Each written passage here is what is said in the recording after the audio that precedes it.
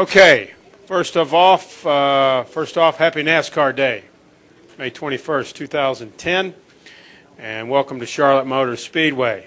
And we are excited about this weekend. We're excited about Hall of Fame opening on Sunday, or actually not opening, but the inaugural class on Sunday, and then the next weekend's events. But now let's turn our attention to Jeff Burton.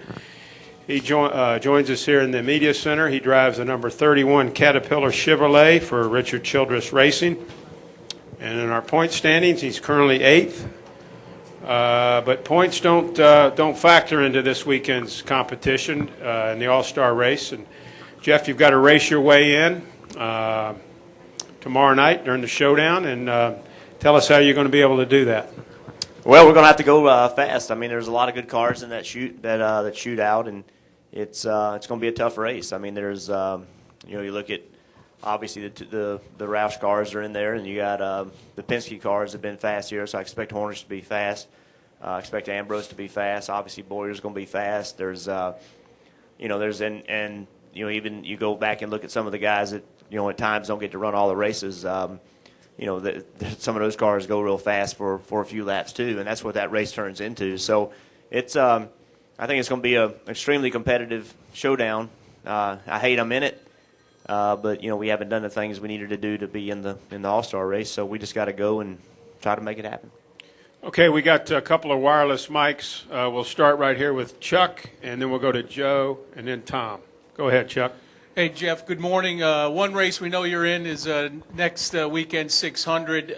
Would it be safe to say that the two 600 trophies you have maybe sit more prominently in your house than others? Yeah, I mean, to me, the Coke 600 is a big race because of the history of the race. The same way I feel about Darlington, and this track is the 600-mile race is just really cool to win, and so yeah, it's all those Charlotte trophies are really cool.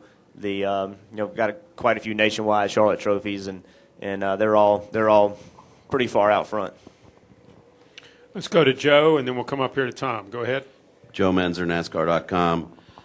Jeff, you guys have talked about this before, but could you just talk a little bit more about why this All-Star race means so much to you guys, as opposed to some of the other sports where maybe it doesn't, and how painful it is to actually miss this race? Well, it's the intensity in our All-Star event is just unbelievable. We bring we don't tone it down. This isn't a weekend off for us. It is in the point sense, but this actually, you go into this weekend understanding that you're going to have to really get up on the wheel, and you're going to have to do some things that historically you wouldn't be willing to do because of the price that are paid when you pay points. So, as opposed to other All-Star events where it's kind of a happy-go-lucky weekend and it's not much defense played, this is very, very aggressive, and it's hard to imagine the adrenaline rush. And so it's fun to do. It's a good weekend for the fans. I think it's a great weekend for the fans. But it's most All-Star events that you kind of ratchet things down, and our deal gets ratcheted up. Go ahead, Tom. Hi, Jeff. Tom Jensen, SpeedTV.com.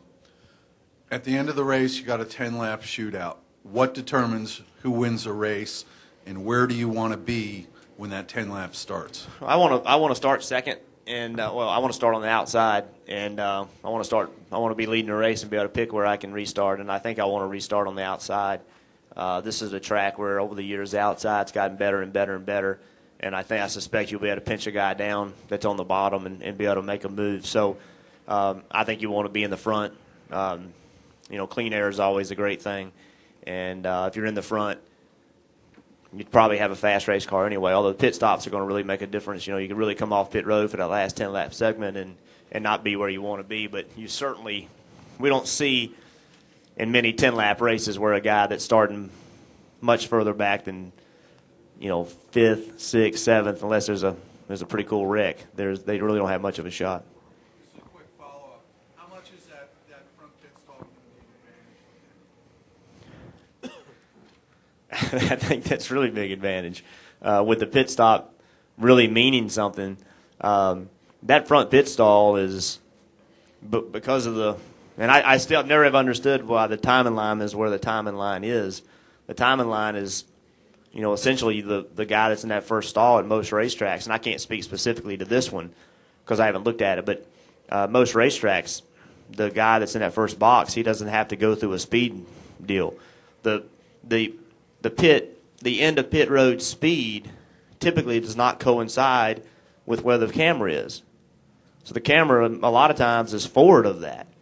And so it's a huge advantage. And we typically don't qualify very well, so I've been complaining about it for years. I think that qualifying first should be an advantage, but that guy should have to go through a speeding zone just like everybody else does, in my opinion.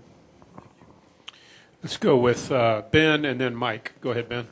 Okay, Jeff, Ben White with the Lexington Dispatch right All here. right, Ben, thank you. Okay, talk about Watkins Glen for me, if you would, please. How are you as a road racer? How would you rank yourself as a road racer? And how do you think RCR is going to do up there at Watkins Glen, considering how well you all have run this year? I think I'm a good road racer, but I'm certainly not a great one. I think there's people that do it better than I do. I've run really well on a lot of road courses, and the last 15 laps have been not good at all for me. I mean, my record looks horrible there, but we've run a lot better than my record says. But, I keep telling you guys, you're always your record says you are, and so I guess I'm not very good at it. But we seem like we make good lap time. We seem like we qualify well. Actually, our average qualifying on road courses is much better than my ovals. But we've really struggled finishing there. We've put a fairly large emphasis on our road course program. When Robbie was there, he pushed that, and now, and since Robbie's gone, Kevin's always been pushing the road course thing.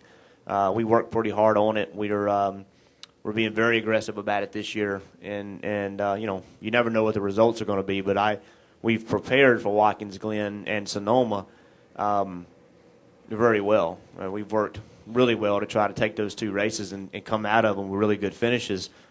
Has a major bearing on who makes a chase. I mean, those are two races that you really need to run well in, much like the plate races. They're specialty races, but you have to perform in them. So we've put a significant effort into it. Go ahead, Mike. Mike Mulhern, MikeMulhern.net. What do you think about adding a 100-point bonus to the All-Star race? Just one bonus, 1 point paying position, 100 points if you win the race, in addition to the $1 million. What would that do for you on the last lap? I'm not a fan of that at all. I think the All-Star race is just a standalone event.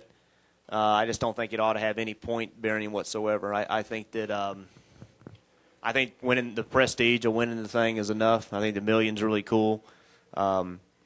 I don't want to tell Bruton this, but we're going to race as hard whether it's for $500 or $20 million, and the point thing to me, I just think they're separate entities. I just don't think that you confuse the All-Star race with points, and because a couple reasons, but the main reason is that there's a lot of people that aren't even eligible to get that 100 points, and I don't think that'd be fair to Greg Biffle, Carl Edwards, in this week, for example. These are guys that are, in the chase, in the top 12 in points, us, and, they could not make the All-Star race and not even have a chance to win, that 100 points. So I just think that's not fair.